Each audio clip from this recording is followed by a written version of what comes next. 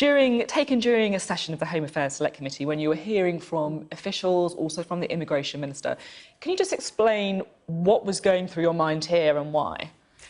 It was the end of a sort of series of questions where we weren't getting answers and where the Home Office just seemed to be in a complete mess about arrangements that may need to be in place for just 5 months' time. And this is about what should happen if there is no deal for EU citizens, both those who are here already and where the government's rightly said they will have their rights respected and will be able to continue to stay and work, but also for people arriving for the first time, perhaps coming to work. And the government seemed to be saying that free movement would end straight away on day one, but also that there wouldn't be any checks on people arriving, but then maybe that there would be checks by employers, but then that they wouldn't be able to differentiate between checks on new arrivals and checks on people who've lived here for a long time. And it just got so muddled and seemed to be so full of contradictions that you thought we've only got 5 months to go. Surely the Home Office ought to be better prepared and ought to at least know what on earth it's going to be doing. And we still don't know the answer to a lot of those questions. So who should be responsible? I mean, I think it was quite clear during the session that you were becoming frustrated with the Immigration Minister, Caroline Noakes. I mean, do you think she's the right person for the job? I think, to be honest, there is a conflict here actually going on between the Home Office and Number 10.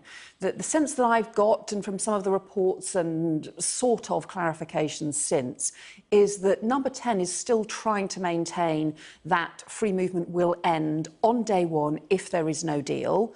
The Home Office, in practice, knows that they've got no new system that they would have in place, no changes that they could possibly implement in time. And I have the feeling that actually the Immigration Minister, a more junior minister, and the officials are a bit caught in the crossfire on that. They know that there's no sensible decisions being made, no proper planning being done, and that's why they were getting themselves into such a tangle. So I don't actually think it was their fault. So you think they're effectively being hung out to dry by Number 10? I do. I think a conflict between, Number 10 on the one hand, the Home Secretary on the other, and nobody actually making proper, clear decisions or being straight with us and being clear about what the consequences will be.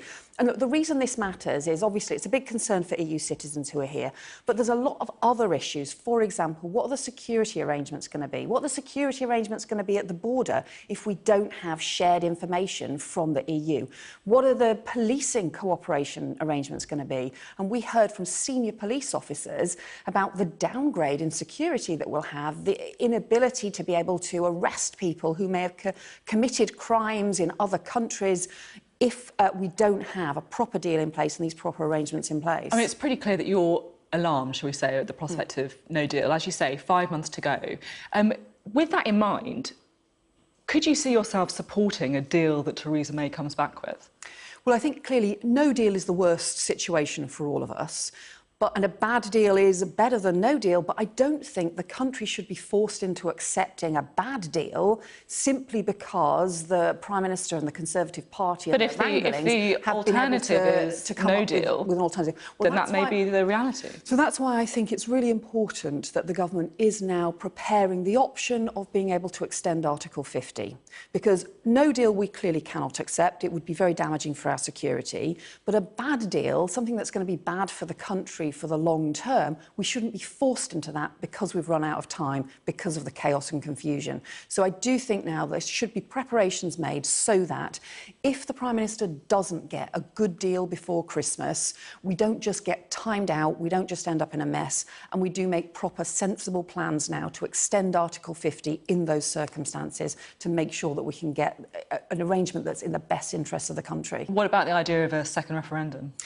I don't think that should be the focus at the moment. I think the focus should be on the deal. I think the Labour Party has the right position, which is, look, what you've got to focus on is trying to get the right deal. Of course, you can't rule out things in this very chaotic... But you'd prefer to see an extension debate. To Article 50. But I think the right thing we should be focusing on is trying to get a good deal, but if that is not working out, extending Article 50 so that there's a chance to look at this again, to renegotiate and to properly get it right. I mean, there are reports that Theresa May is close to agreeing a part of the withdrawal agreement, this idea that the whole of the UK could be kept in an effective customs union with the EU. Is that something you'd support?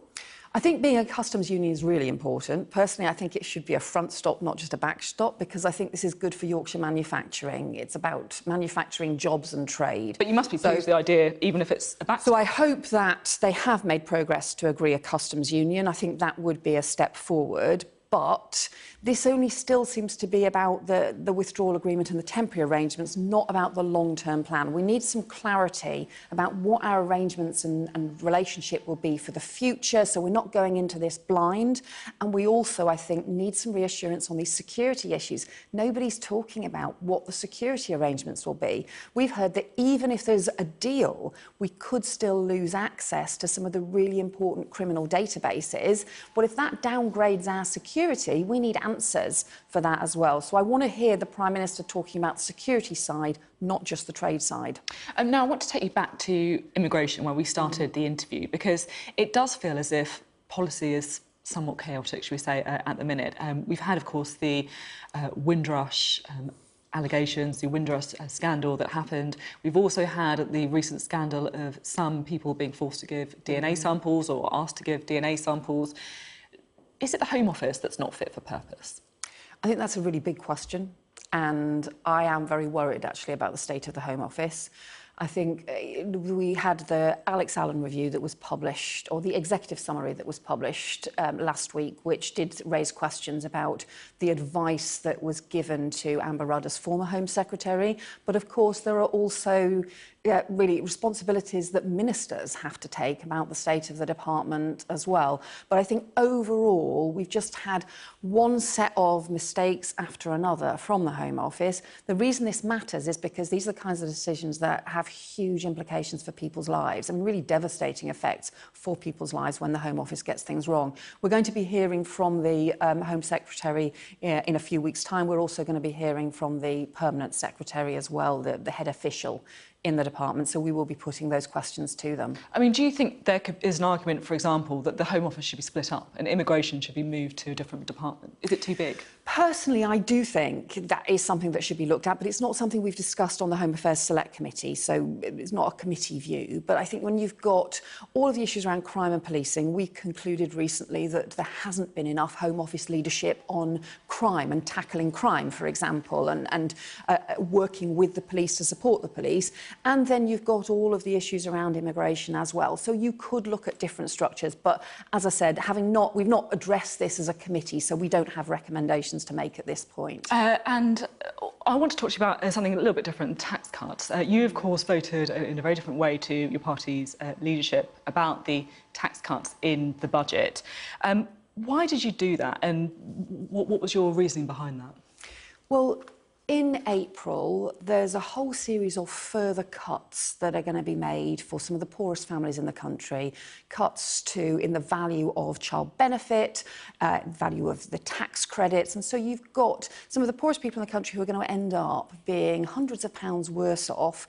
And yet the Chancellor's announced this budget which gives big tax cuts to some of the richest people in the country, people on £100,000 a year who are going to get hundreds of pounds back in tax cuts at the same time as taking away hundreds of pounds from some of those on lowest income. And I just think that's wrong. And we've got rising child poverty, those in my constituency who are facing real hardship. And what we need is a plan that is fair.